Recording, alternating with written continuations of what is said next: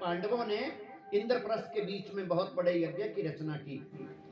यज्ञ प्रारंभ हो गया और युधिष्ठिर जी ने ये कर्तव्य जो था वो भीमसेन को सौंप दिया। जाओ भीमसेन, ऋषि मार्कंडे जी समेत तपोभूमि में बैठे हुए हैं, उन्हें तुम प्रेम से आदर से बुला करके तुम यहां पर ले आओ।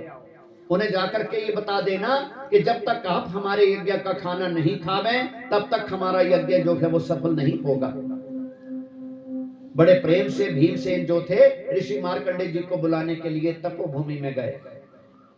जब तपोभूमि में जाकर के पहुंचे तो उन्होंने ऋषि मार्कंडे जी के चरणों में प्रणाम किया और ये आग्रह किया, हे गुरुदेव, मैं पांडवों का भाई हूं, भीमसेन मेरा नाम है और मैं आपके पास इसलिए आया हूं क्योंकि इस समय हमारे यहाँ पर एक यज्ञ हो रहा है और हमारा यज्ञ जो है वो तब पूर्ण होगा जब आप उस यज्ञ का भोजन चल करके ग्रहण करेंगे। ऐसा भगवान कृष्ण जी ने कहा है। तो महाराज, हमारे यज्ञ की सफलता के लिए आप वहां पर भोजन करने के लिए आप चलिए। देखो ना, संत लोग हाथी भी खोते हैं, मान गए तो मान गए, नहीं माने तो ना भी माने। संतों की अपनी अपनी मौज मस्ती होती है। तो ऋषि मार्कंडे जी ने उस समय भीमसेन से क्या कहा, रे भीम, हमारी एक प्रतिज्ञा है कि हम अपने तप को अधूरा छोड़ करके कहीं नहीं जाएंगे। साफ साफ मना कर दिया।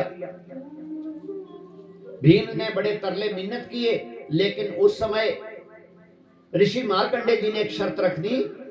अच्छा भीमसेन, तुम हमें ले जाने के लिए आए हो, ले जाना चाहते हो तो हम एक शर्त के ऊपर चलेंगे। अगर तुम्हें एक अश्वमेध यज्ञ के बराबर हमें पुण्य दे दो तो हम तुम्हारे यज्ञ का भोजन ग्रहण कर लेंगे, अन्यथा हम नहीं जाएंगे।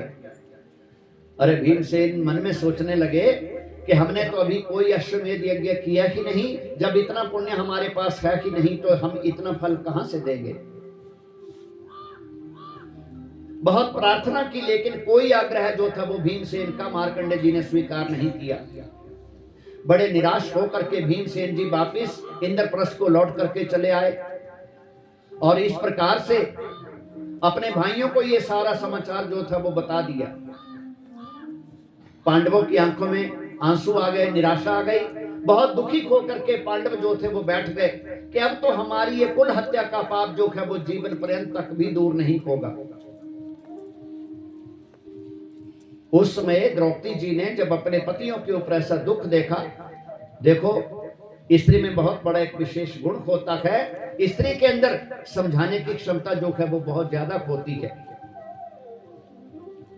तो देवी द्रौपदी ने अपने पतियों से कहा, हे आर्य पुत्रों, आप चिंता मत कीजिए, आप यज्ञ जारी रखिए और मैं ऋषि मार्कंडे जी को बुलाने के लिए स्वयं जाऊंगी।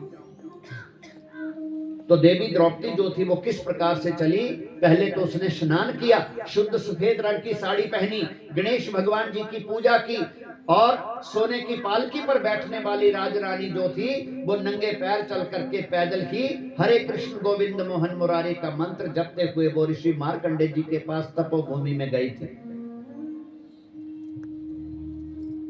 इतनी यात्रा कर लेने के पश्चात जब वो ऋषि मार्कंडे जी के पास पहुंची तो उसने ऋषि मार्कंडे जी को उसने दंडवत होकर के प्रणाम किया। अपने मन की जिज्ञासा जो थी वो बताई, गुरुदेव, इससे पहले परम पूज्य भीमसेन आए थे, लेकिन अब आपको बुलाने के लिए मैं आई हूं। महाराज, आप हमारे यज्ञ के बीच में भोजन ग्रहण करने के लिए चलने की कृपा कीजिए। लेकिन ऋषि मार्कंडे जी ने कहा, देवी, जो हमने पहले ही कहना था वो हम भीमसेन से कह चुके थे।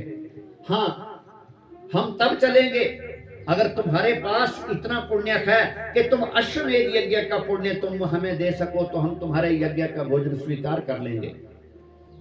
तो जानते हो द्रौपदी जी ने अश्वमेध यज्ञ का पुण्य जो था वो किस प्रकार से दिया। बोठी अपने मन में भगवान श्री नारायण जी का चिंतन किया और 7 प्रदक्षिणा ऋषि मार्कंडे जी की वहां पर करी थी। प्रदक्षिणा जानते हैं ना, फेरियां लेना। 7 प्रदक्षिणा की थी और 7 प्रदक्षिणा करने के पश्चात दंडवत होकर के औंधे मुंह लेट करके ऋषि मार्कंडे जी के चरणों में उसने नमन किया था। अब उसने उठ करके ये कहा, गुरुदेव,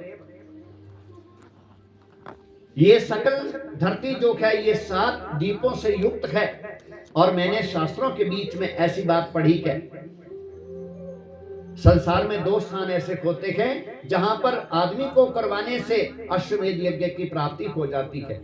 तो देखो, पहला अश्वमेध यज्ञ के बराबर पुण्य क्या बताया? कली काल के बीच में श्रीमद् भागवत कथा। यह सामान्य बात नहीं है, कलियुग के बीच में श्रीमद् भागवत कथा जहां भी होगी तो कथा को करवाने वाले और सुनने वाले जो हैं वो अश्वमेध यज्ञ के फल के अधिकारी हो जाएंगे।